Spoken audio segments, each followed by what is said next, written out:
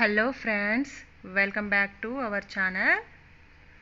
ఈరోజు మనం తెలుసుకోబోయే స్వీట్ రెసిపీ బాదుషా రెసిపీ. ఈ బాదుషా రెసిపీని ఇంట్లోనే ఈజీ టిప్స్తో ఎలా తయారు చేసుకోవాలో తెలుసుకుందామా? ముందుగా ప్రాసెస్లోకి వెళ్ళిపోదాం. ఒక బౌల్ తీసుకొని అందులో 100 grams maida, half tablespoon baking powder, half tablespoon baking soda. Baking powder లేకపోతే బేకింగ్ సోడా 1 స్పూన్ వేసుకోండి. 2 టేబుల్ స్పూన్ డాల్డా వేసుకొని ఒకసారి స్పూన్తో ఇలా కలుపుకోవాలి. తర్వాత పిండిని ఇలా చేతితో రబ్ చేస్తూ బాగా కలుపుకోవాలి. పిండి అనేది చేతిలోకి ఇలా రావాలి. ఆ తర్వాత తగినన్ని వాటర్ వేసుకొని చపాతీ పిండిలాగా కలుపుకోవాలి. ఇలా కలుపుకున్న తర్వాత చూసారా, కన్సిస్టెన్సీ అనేది ఈ విధంగా ఉండాలి. ఆ తర్వాత ఒక తడి బట్ట వేసి 15 నిమిషాలు రెస్ట్ ఇవ్వాలి. ఈలోగా షుగర్ సిరప్ ప్రిపేర్ చేసుకుందాం. 200 గ్రామ్స్ షుగర్, 100 ml వాటర్ వేసుకొని ఒకసారి ఇలా బాగా కలుపుకోవాలి.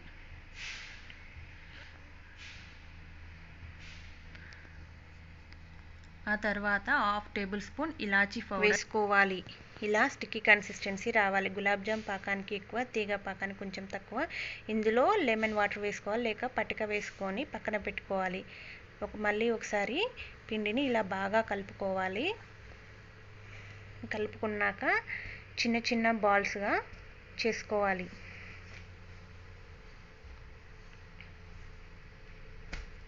ఇలాగే అన్నీ చేసుకొని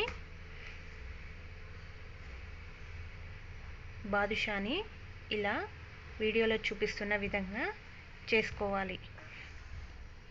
ఇలాగే అన్నీ చేసుకొని పక్కన పెట్టుకోవాలి. ఈలోగా డీప్ ఫ్రైకి ఆయిల్ పెట్టుకొని అందులో ఒక్కొక్కటిగా అన్నీ వేసుకోవాలి. ఆయిల్ బాగా హీట్ అయిన తర్వాత లో ఫ్లేమ్లో పెట్టుకొని వేయించుకోవాలి. అన్నీ టర్న్ చేసుకుంటూ ఇలా గోల్డెన్ కలర్ వచ్చేంత వరకు వేయించుకోవాలి. మధ్య మధ్యలో ఇలా కలుపుకోవాలి.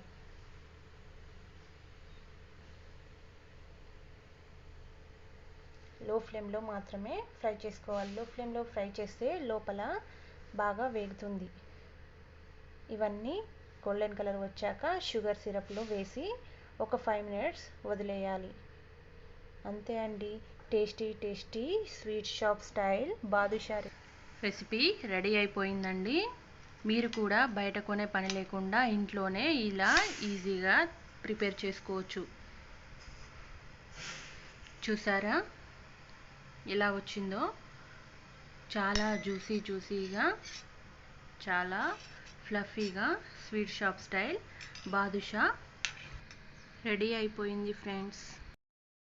మీరు కూడా ఇంట్లో ఈ విధంగా ట్రై చేసి ఎలా వచ్చిందో కామెంట్ చేయండి. మీ ఫ్రెండ్స్ అందరికీ షేర్ చేసి సబ్స్క్రైబ్ చేసుకోవడం మాత్రం మర్చిపోకండి friends. Thank you for watching friends. అలాగే పక్కనే ఉన్న బెల్ ఐకాన్ని కూడా